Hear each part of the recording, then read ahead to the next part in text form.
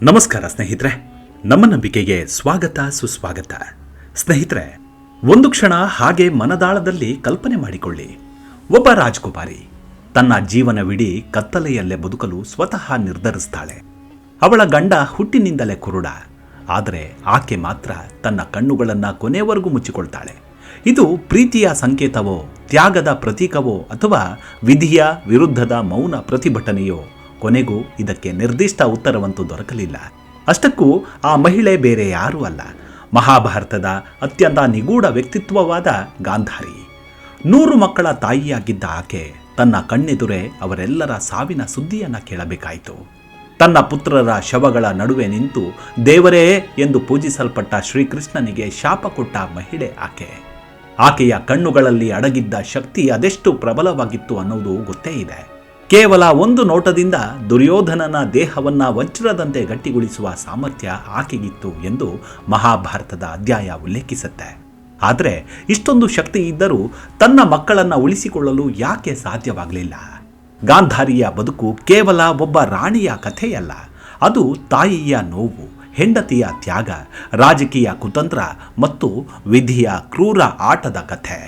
ಬನ್ನಿ ಹಾಗಿದ್ರೆ ಈ ಸಂಚಿಕೆಯಲ್ಲಿ ಗಾಂಧಾರಿಯ ಬದುಕಿನ ಅಚ್ಚರಿಯ ಘಟನೆಗಳು, ಆಕೆಯ ರೂಪ, ಶಕ್ತಿ, ಶಾಪ ಮತ್ತು ಕೊನೆಯ ಕ್ಷಣಗಳವರೆಗಿನ ಸಂಪೂರ್ಣ ಕಥೆಯನ್ನು ತಿಳಿದುಕೊಳ್ಳೋಣ. ಅದಕ್ಕೂ ಮುನ್ನ ನಮ್ಮ ನಂಬಿಕೆಗೆ ನಿಮ್ಮ ಬೆಂಬಲವಿರಲಿ. ಎಲ್ಲ ವಿಧದ ತ್ವಚೆಯ ಸಮಸ್ಯೆಗಳಿಗೆ ಧೀಮಹಿ ಪ್ರಾಡಕ್ಟ್ ರಾಮಬಾಣದಂತೆ ಕೆಲಸ ಮಾಡುತ್ತೆ. ಕೇವಲ 3 ದಿನದಲ್ಲೇ ವ್ಯತ್ಯಾಸ ನೋಡ್ತೀರಾ. ಯಾವುದೇ ಅಡ್ಡ ಪರಿಣಾಮಗಳಿಲ್ಲ. ಕೆಮಿಕಲ್ ರಹಿತವಾದ 16 ನೈಸರ್ಗಿಕ ಪದಾರ್ಥಗಳ ಮಿಶ್ರಣದಿಂದ ತಯಾರಾದ 100% ಆರ್ಗ್ಯಾನಿಕ್ ಧೀಮಹಿ ಪ್ರಾಡಕ್ಟ್. ಹೆಚ್ಚಿನ ಮಾಹಿತಿಗಾಗಿ ಕೆಳಕಂಡ ದೂರವಾಣಿಗೆ ಸಂಪರ್ಕಿಸಿ. ಸ್ನೇಹಿತರೆ, ಗಾಂಧಾರಿ ಈ ಹೆಸರು ಈ ಭೂಮಿ ಇರೋವರೆಗೂ ಅಮರವಾಗಿರುತ್ತೆ. ಮನುಷ್ಯನಾದವನ ವ್ಯಾಮೋಹ ಕಣ್ಮರೆಯಾಗುವವರೆಗೂ ಗಾಂಧಾರಿಯ ಕಥೆ ಜೀವಂತವೇ. ಇಂತಹ ಗಾಂಧಾರಿಯ ಉಲ್ಲೇಖ ಮಹಾಭಾರತ ಕಾವ್ಯದಲ್ಲಿ ಉಲ್ಲೇಖವಾಗಿರುವ ವರ್ಣನೆ ನಿಜಕ್ಕೂ ಅತ್ಯದ್ಭುತವೇ. ಪ್ರಾಚೀನ ಭಾರತದ ಗಾಂಧಾರ ದೇಶದ ರಾಜ ಸುಬಲ ಮಹಾರಾಜನ ಪುತ್ರಿ ಈಕೆ. ಇಂದಿನ ಅಫ್ಘಾನಿಸ್ತಾನದ ಕಂದಹಾರ ಪ್ರದೇಶವನ್ನು ಗಾಂಧಾರ ರಾಜ್ಯವೆಂದು ಗುರುತಿಸಲಾಗುತ್ತೆ. ಗಾಂಧಾರಿ ಅಪರೂಪದ ಸೌಂದರ್ಯವತಿ, ಜ್ಞಾನವತಿ, ಗುಣವತಿ ಮತ್ತು ಧಾರ್ಮಿಕ ಸ್ವಭಾವದ ಮಹಿಳೆಯಾಗಿದ್ಲು. ಬಾಲ್ಯದಿಂದಲೇ ಶಿವನ ಆರಾಧನೆ ಮಾಡ್ತಿದ್ಲು ಎಂಬ ಉಲ್ಲೇಖಗಳು ಹಲವು ಪುರಾಣಗಳಲ್ಲಿ ಕಂಡುಬರ್ತಾವೆ. ಕೆಲವು ಪುರಾಣಗಳ ಪ್ರಕಾರ ಆಕೆ ಶಿವನಿಂದ 100 ಪುತ್ರರನ್ನ ಪಡೆಯುವ ವರವನ್ನು ಪಡೆದಿದ್ದಳು ಎನ್ನುತ್ತವೆ. ಅಷ್ಟಕ್ಕೂ ಗಾಂಧಾರಿಯ ರೂಪ ಹೇಗಿತ್ತು ಅನ್ನೋದನ್ನು ಒಮ್ಮೆ ಕೇಳಬೇಕು. ಮಹಾಭಾರತದಲ್ಲಿ ಗಾಂಧಾರಿಯನ್ನ ಅತ್ಯಂತ ಸುಂದರ ಮಹಿಳೆಯಾಗಿ ವರ್ಣಿಸಲಾಗಿದೆ. ಆಕೆಯ ಮುಖ ಚಂದ್ರನಂತೆ ಪ್ರಕಾಶಮಾನವಾಗಿತ್ತು. ಉದ್ದವಾದ ಕಪ್ಪು ಕೂದಲು, ತೇಜಸ್ಸಿನಿಂದ ಹೊಳೆಯುವ ಮುಖ, ರಾಜ ಮನೆತನದ ಘನತೆ ಮತ್ತು ಅಪಾರ ಆತ್ಮವಿಶ್ವಾಸ ಆಕೆಯ ವ್ಯಕ್ತಿತ್ವದ ವಿಶೇಷತೆಗಳಾಗಿದ್ದವು. ಗಾಂಧಾರಿ ಕೇವಲ ಬಾಹ್ಯ ಸೌಂದರ್ಯ ಹೊಂದಿರಲಿಲ್ಲ. ಆಕೆಯ ವ್ಯಕ್ತಿತ್ವದಲ್ಲಿದ್ದ ಶಾಂತತೆ, ಗಂಭೀರತೆ ಮತ್ತು ಬುದ್ಧಿವಂತಿಕೆ ಎಲ್ಲರನ್ನೂ ಆಕರ್ಷಿಸುತ್ತಿದ್ವು. ಆದರೆ ಆಕೆಯ ಜೀವನದ ಅತ್ಯಂತ ದೊಡ್ಡ ಗುರುತು ಎಂದರೆ ಕಣ್ಣಿಗೆ ಕಟ್ಟಿಕೊಂಡಿದ್ದ ಪಟ್ಟಿ. ಗಾಂಧಾರಿಯ ವಿವಾಹ ಧೃತರಾಷ್ಟ್ರನೊಂದಿಗೆ ನಿಶ್ಚಯವಾಯಿತು. ಧೃತರಾಷ್ಟ್ರನು ಹಸ್ತಿನಾಪುರದ ರಾಜಕುಮಾರನಾಗಿದ್ದರೂ ಹುಟ್ಟಿನಿಂದಲೇ ಕುರುಡನಾಗಿದ್ದ. ಈ ವಿಷಯ ತಿಳಿದಾಗ ಗಾಂಧಾರಿ ಆಘಾತಕ್ಕೊಳಗಾದ್ಲು. ಆದರೆ ವಿವಾಹದ ನಂತರ ಆಕೆ ಒಂದು ಮಹತ್ವದ ನಿರ್ಧಾರವನ್ನು ಕೈಗೊಂಡ್ಳು. ನನ್ನ ಗಂಡ ನೋಡಲಾರದ ಲೋಕವನ್ನು ನಾನು ಕೂಡ ನೋಡಬಾರದು ಎಂದು ಶಪಥವನ್ನು ಮಾಡಿ ಜೀವನ ಪೂರ್ತಿ ಕಣ್ಣಿಗೆ ಬಟ್ಟೆ ಕಟ್ಟಿಕೊಂಡ್ಳು. ಈ ನಿರ್ಧಾರ ಇಂದಿಗೂ ಚರ್ಚಾಸ್ಪದವೇ. ಕೆಲವರು ಇದನ್ನು ಪತಿವ್ರತೆಯ ಪರಮ ಆದರ್ಶ ಎನ್ನುತ್ತಾರೆ. ಇನ್ನು ಕೆಲವರು ಇದನ್ನು ತನ್ನ ಮೇಲೆ ಹೇರಲ್ಪಟ್ಟ ವಿವಾಹದ ವಿರುದ್ಧದ ಮೌನ ಪ್ರತಿಭಟನೆ ಎಂದು ವಿಶ್ಲೇಷಿಸುತ್ತಾರೆ. ವಿವಾಹದ ತರುವಾಯ ಗಾಂಧಾರಿ ಗರ್ಭಿಣಿಯಾದ್ಲು. ಆದರೆ 9 ತಿಂಗಳುಗಳು ಕಳೆದರೂ ಮಗುವಿನ ಜನನವಾಗಲಿಲ್ಲ. 2 ವರ್ಷಗಳ ಕಾಲ ಗರ್ಭ ಧರಿಸಿದ್ಲು. ಅದೇ ಸಮಯದಲ್ಲಿ ಕುಂತಿಗೆ ಯುಧಿಷ್ಠಿರ ಜನಿಸಿದನೆಂಬ ಸುದ್ದಿ ತಿಳಿದ ಗಾಂಧಾರಿ ಕ್ರೋಧಿತಳಾದ್ಲು. ಅಸೂಯೆ ಮತ್ಸರ ಅವಳ ನಾಭಿಯಲ್ಲಿ ಜನ್ಮ ತಳೆದಿತ್ತು. ಆಕೆಯ ಉದರದಿಂದ ಒಂದು ಮಾಂಸದ ಮುದ್ದೆ ಹೊರಬಂತು. ವ್ಯಾಸಮುನಿಗಳು ಆ ಮಾಂಸದ ಮುದ್ದೆಯನ್ನು 100 ತುಂಡುಗಳಾಗಿ ಕತ್ತರಿಸಿ ಮಣ್ಣಿನ ಮಡಕೆಯಲ್ಲಿ ಶೇಖರಿಸಿಟ್ರು.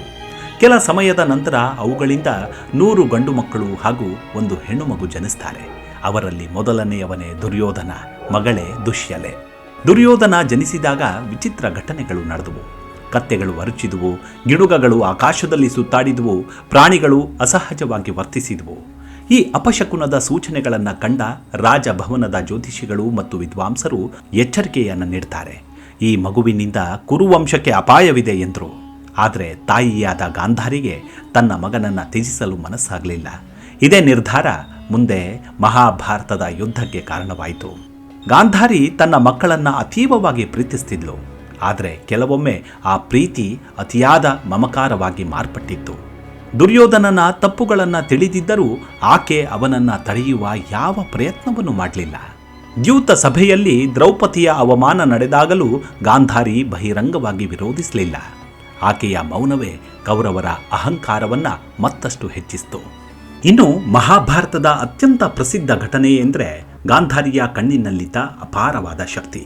ಕುರುಕ್ಷೇತ್ರ ಯುದ್ಧದ ಕೊನೆಯ ಹಂತದಲ್ಲಿ ದುರ್ಯೋಧನ ಜೀವಂತನಾಗಿದ್ದ.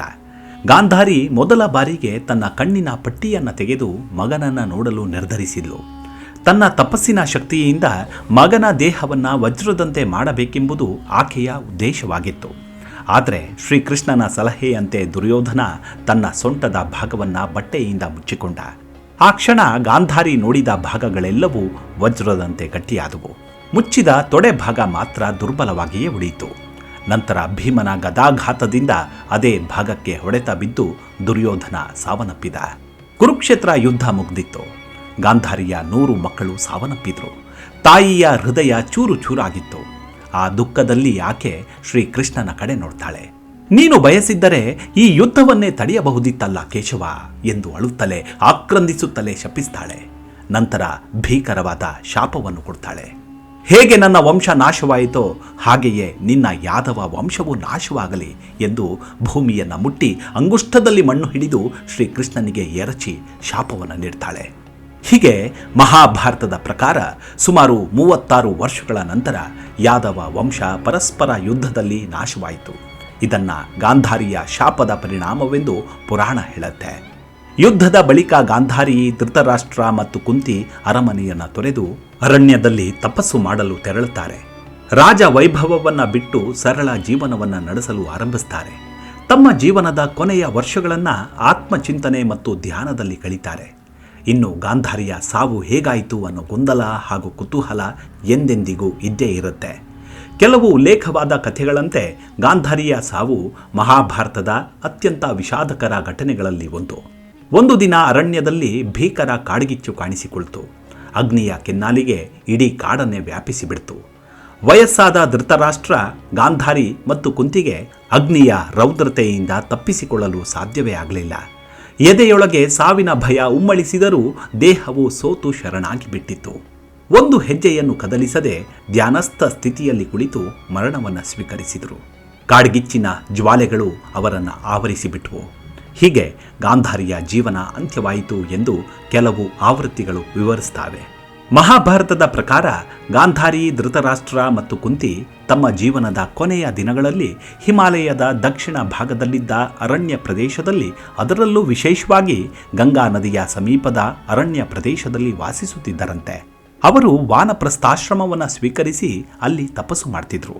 ಮಹಾಭಾರತದ ಆಶ್ರಮವಾಸಿಕ ಪರ್ವದಲ್ಲಿ ವಿವರಿಸಿದಂತೆ ಒಂದು ದಿನ ಭೀಕರ ಕಾಡ್ಗಿಚ್ಚು ಉಂಟಾಯಿತು. ಆ ಸಮಯದಲ್ಲಿ ಧೃತರಾಷ್ಟ್ರ, ಗಾಂಧಾರಿ ಮತ್ತು ಕುಂತಿ ಜೀವವನ್ನು ತ್ಯಜಿಸಿದ್ರು ಎನ್ನುತ್ತೆ. ಆದರೆ ಮಹಾಭಾರತದಲ್ಲಿ ಆ ಕಾಡಿನ ನಿಖರವಾದ ಹೆಸರು ಸ್ಪಷ್ಟವಾಗಿ ಉಲ್ಲೇಖವಾಗಿಲ್ಲ. ಕೇವಲ ಗಂಗಾದ್ವಾರ ಅಂದರೆ ಇಂದಿನ ಹರಿದ್ವಾರ ಪ್ರದೇಶದ ಸಮೀಪದ ಅರಣ್ಯ ಎಂದು ಕೆಲ ವಿದ್ವಾಂಸರು ವ್ಯಾಖ್ಯಾನಿಸುತ್ತಾರೆ. ಕೆಲವು ಪೌರಾಣಿಕ ವ್ಯಾಖ್ಯಾನಗಳ ಪ್ರಕಾರ ಅವರು ಶತಯೂಪ ಮುನಿಯ ಆಶ್ರಮದ ಸಮೀಪ ವಾಸಿಸುತ್ತಿದ್ದರು ಎನ್ನುತ್ತೆ.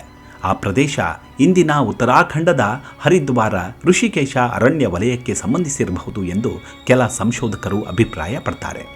ಆದರೆ ಇದಕ್ಕೆ ನಿಖರವಾದ ಐತಿಹಾಸಿಕ ಪುರಾವೆಗಳಿಲ್ಲ. ಇದು ಮಹಾಭಾರತದ ವಿವರಣೆಗಳ ಆಧಾರದ ಮೇಲಿನ ಅಭಿಪ್ರಾಯ. ಗಾಂಧಾರಿ ಸಾವನ್ನಪ್ಪಿದ್ದು ಯಾವುದೇ ಯುದ್ಧ ಭೂಮಿಯಲ್ಲಿ ಅಲ್ಲ. ರಾಜಮನೆತನದ ವೈಭವದಿಂದ ದೂರ ಗಂಗಾ ತೀರದ ನಿಶಬ್ದ ಅರಣ್ಯದಲ್ಲಿ ಕಾಡ್ಗಿಚ್ಚಿನ ಜ್ವಾಲೆಗಳು ಹತ್ತಿರ ಬರುತ್ತಿದ್ದರೂ ಆಕೆ ಓಡಲಿಲ್ಲ. ಧ್ಯಾನದಲ್ಲಿ ಕುಳಿತಿದ್ದ ಆ ಮಹಾರಾಣಿ ಅಗ್ನಿಯನ್ನ ಶತ್ರುವಾಗಿ ಅಲ್ಲ, ಮೋಕ್ಷದ ಮಾರ್ಗವಾಗಿ ಸ್ವೀಕರಿಸಿದ್ಲು. ಹೀಗೆ ಮಹಾಭಾರತದ ಅತ್ಯಂತ ದುರಂತಮಯ ಮಹಿಳೆಯ ಜೀವನ ಕಾಡ್ಗಿಚ್ಚಿನ ನಡುವೆ ಅಂತ್ಯವಾಯಿತು. ಗಾಂಧಾರಿ ಮಹಾಭಾರತದ ಅತ್ಯಂತ ಸಂಕೀರ್ಣ ಪಾತ್ರಗಳಲ್ಲಿ ಒಬ್ಬಳು. ಆಕೆ ಮಹಾನ್ ತ್ಯಾಗಿಯೂ ಹೌದು. ಆದರೆ ಅದೇ ಸಮಯದಲ್ಲಿ ತನ್ನ ಮಕ್ಕಳ ಮೇಲಿನ ಅತಿಯಾದ ಮಮಕಾರದಿಂದ ತಪ್ಪು ನಿರ್ಧಾರಗಳನ್ನು ತೆಗೆದುಕೊಂಡಾಕೆಯೂ ಹೌದು. ಆಕೆಯ ಕಣ್ಣಿನ ಪಟ್ಟಿ ಕೇವಲ ಬಟ್ಟೆಯ ತುಂಡಲ್ಲ, ಅದು ಪ್ರೀತಿ, ಪ್ರತಿಭಟನೆ, ಕರ್ತವ್ಯ ಮತ್ತು ತ್ಯಾಗದ ಸಂಕೇತ. ಗಾಂಧಾರಿಯ ಜೀವನ ನಮಗೆ ಒಂದು ದೊಡ್ಡ ಪಾಠವನ್ನು ಕಲಿಸುತ್ತೆ. ಅಂಧ ಪ್ರೀತಿ ಮತ್ತು ಅತಿಯಾದ ಮಮಕಾರ ಕೆಲವೊಮ್ಮೆ ಸಂಪೂರ್ಣ ಕುಟುಂಬವನ್ನೇ ವಿನಾಶದ ಕಡೆಗೆ ಕೊಂಡೊಯ್ಯಬಹುದು ಎಂದು. ಅದೇ ರೀತಿ ದುಃಖದ ಅತಿ ದೊಡ್ಡ ಕ್ಷಣದಲ್ಲೂ ತನ್ನ ಧರ್ಮವನ್ನು ಬಿಟ್ಟುಕೊಡದ ಮಹಿಳೆಯಾಗಿ ಗಾಂಧಾರಿ ಇತಿಹಾಸದಲ್ಲಿ ಅಮರಳಾಗಿದ್ದಾಳೆ. 100 ಮಕ್ಕಳ ತಾಯಿಯಾದರೂ ಕೊನೆಯಲ್ಲಿ ಒಬ್ಬ ಮಗನನ್ನು ಉಳಿಸಿಕೊಳ್ಳಲಾಗದ ದುರಂತ ನಾಯಕಿಯಾಗಿ ಬಿಟ್ಲು ಗಾಂಧಾರಿ. ರಾಜಮಹಲಿನಲ್ಲಿ ಬದುಕಿದರೂ ಕೊನೆಯಲ್ಲಿ ಕಾಡ್ಗಿಚ್ಚಿನಲ್ಲಿ ದುರಂತ ಅಂತ್ಯ ಕಂಡ್ಲು. ತನ್ನ ಕಣ್ಣುಗಳನ್ನು ಮುಚ್ಚಿಕೊಂಡರೂ ಇಡೀ ಮಹಾಭಾರತದ ದುರಂತವನ್ನು ಅತ್ಯಂತ ಸ್ಪಷ್ಟವಾಗಿ ಕಂಡ ಮಹಿಳೆಯೇ ಗಾಂಧಾರಿ. ಅವಳ ಕಥೆ ಇಂದಿಗೂ ಎಂದೆಂದಿಗೂ ಮಾನವೀಯ ಭಾವನೆಗಳ, ತಾಯಿಯ ಪ್ರೀತಿಯ ಮತ್ತು ವಿಧಿಯ ಕ್ರೂರತೆಯ ಜೀವಂತ ಪ್ರತೀಕವಾಗಿ ಉಳಿದಿದೆ. ಮುಂದಿನ ಸಂಚಿಕೆಯಲ್ಲಿ ಮತ್ತೆ ಸಿಗೋಣ. ಅಲ್ಲಿವರೆಗೂ ನಿಮ್ಮ ಆರೋಗ್ಯದ ಕಡೆ ಗಮನವಿರಲಿ. Take care. ನಮಸ್ಕಾರ.